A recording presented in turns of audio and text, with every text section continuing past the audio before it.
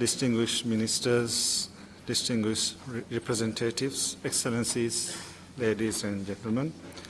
I call to order the first interactive dialogue of the 4th International Conference on Small Island Development States on the theme Revitalizing SIDS Economies for Accelerated and Sustainable Growth.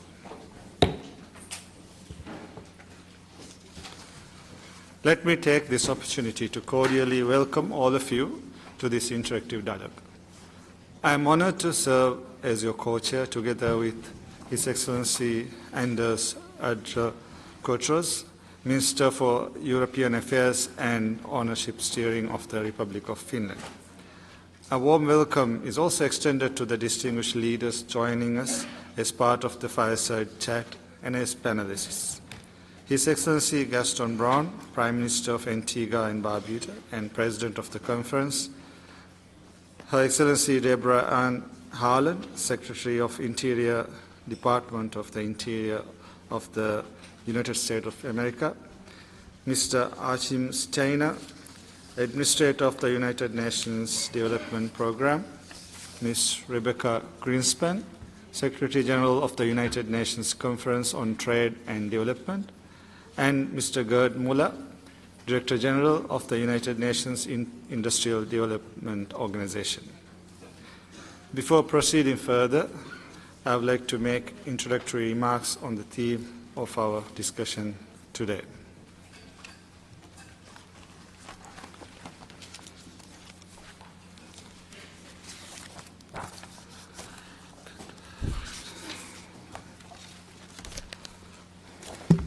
Excellencies, distinguished delegates, ladies and gentlemen.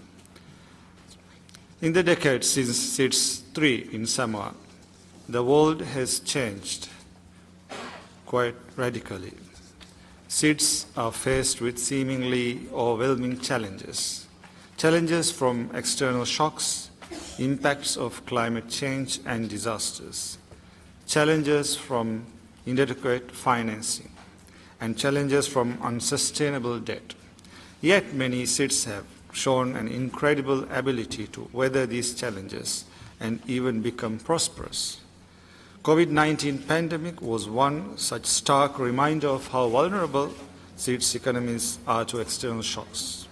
It tested our resilience and showed our extraordinary determination. The pandemic proved that over-reliance on singular industry meant that overnight, many SIDS became non-income countries. The clearest example was the Maldives. Our economy was the hardest hit in the world in terms of revenue loss and decline in GDP. Almost 4 years since, we are only just reaching pre-pandemic levels of economic activity. For SIDS, our people desire not only to recover, but also prosper through accelerated and sustainable growth.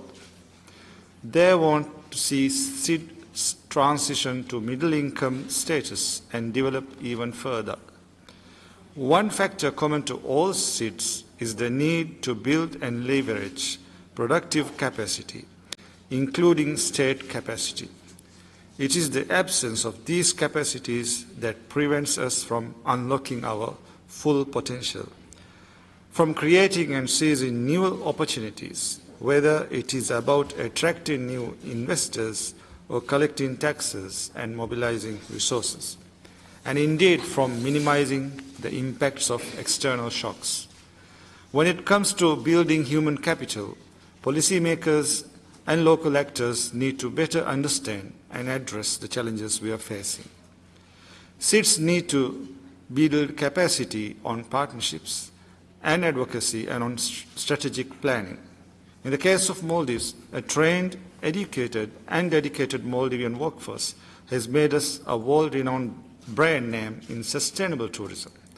Our experience in capacity building in the early warning systems for all is improving our preparedness for disasters.